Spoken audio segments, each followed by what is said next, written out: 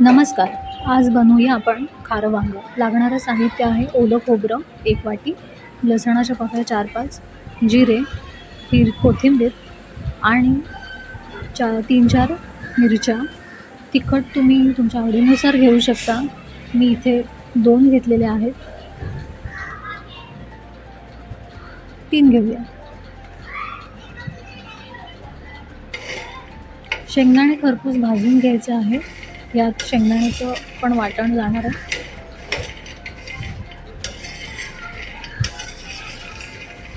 मंद आचेवर खरपूस भाजून घ्यायचं आहे. त्याच्यानंतर जे आपलं वाटणाचं साहित्य आणि हे शेंगदाणे हे एका मिक्सरच्या भांड्यात वाटून घ्यायचं आहे. तर भरभरीत वाटायचं आहे, जास्त फाईन पेस्ट करायची नाही आहे. ह्याच्यात मीठ घालायचं आहे आणि कालवून घ्यायचं आहे.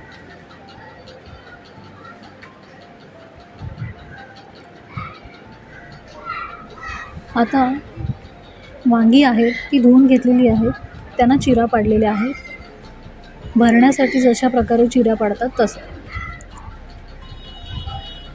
आता छान गच्च बसतील अशी छान वांगी भरून घ्यायची आहेत. भरून झाली की मस्त सगळ्या बाजूने बाहेरून दाबून घ्यायचं आहे.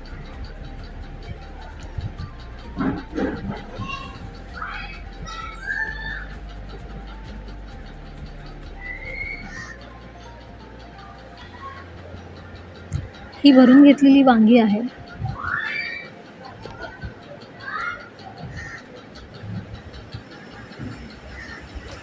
आणि हे मिक्सरचं पाणी पण आपण वापरणार आहोत. फोडणीला आपण जिरं घालणार आहोत, राई घालणार आहोत आणि कढीपत्ता.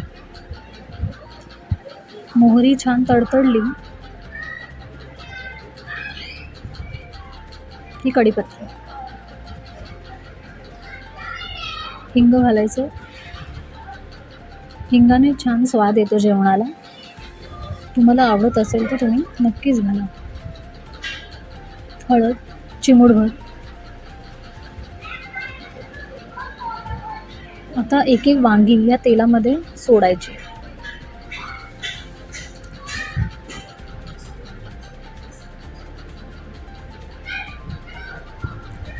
आता छान ती वांगी सोडली की त्याच्यात झाकण ठेवायचं. झाकण 1 मिनटं ठेवायचं आणि मग परतून घ्यायचेत वांगी.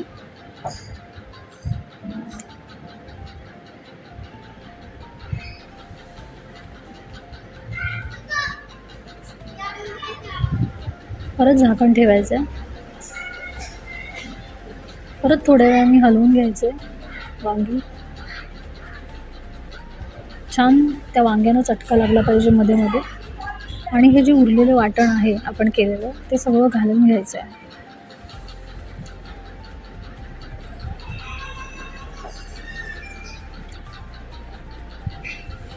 ते उरलेलं पाणी आहे ते घालायचं आहे आता. आणि हे वांगं आपलं तयार आहे. रेसिपी कशी वाटली नक्की कमेंट करून सांगा. धन्यवाद. बाय.